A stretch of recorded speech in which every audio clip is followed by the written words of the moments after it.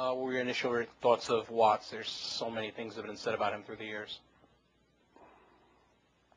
Well, it takes a while. I mean, to get an impression of somebody. We hadn't been in the business long enough to get any feedback from anybody about how people were. I mean, that comes with time.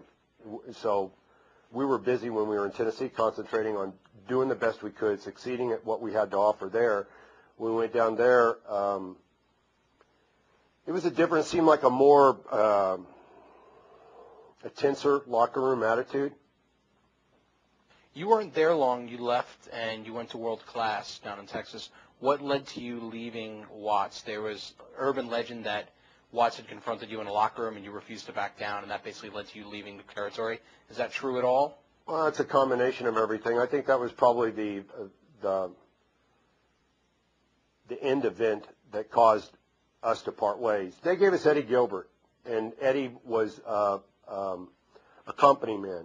He believed in not ruffling any feathers and doing what they told you to do. And that was okay up to a certain point with me, but when it didn't make sense anymore, I didn't have the personality to take it. I didn't like to be handled that way. And Steve was more that he liked to be handled and have his hand held and taken into what to do. And there was one instance where we're in the locker room in Oklahoma City or Tulsa where Watts came back and ordered me to get down on all fours. He wanted to show me how to work a kick, he said, into the ribs. Well, I'd already heard the story that what he does is he gets the talent down into a disadvantageous position, and then he doesn't work the kick. He really throws it in and tries to break your ribs. And I told him that if he wanted me to go down on all fours, then he was going to have to put me down. And everybody in the locker room was really stunned.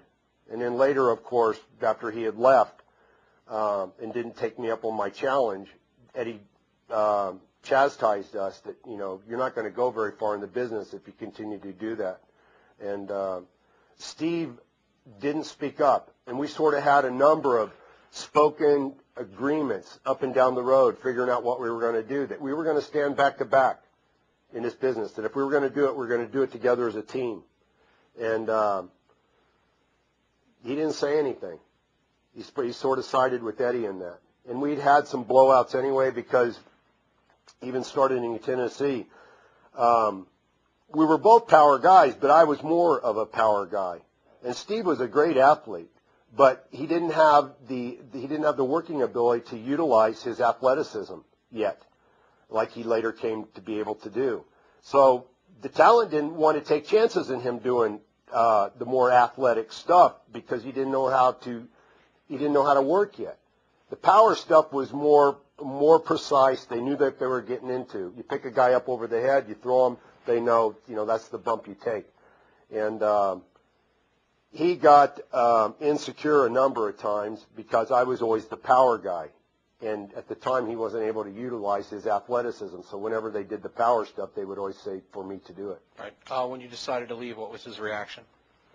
I don't know. He was probably a little relieved.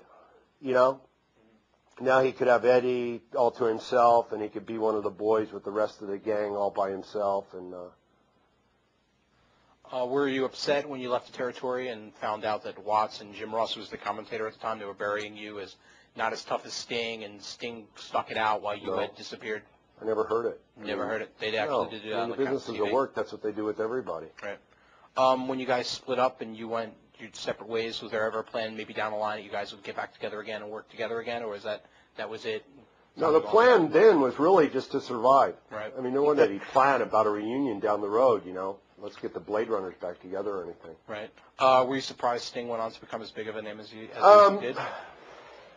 Not surprised, but I wasn't. At the time, I didn't give much thought to what he's going to do or how he's going to succeed in the business. I concentrated more on what I needed to do to succeed.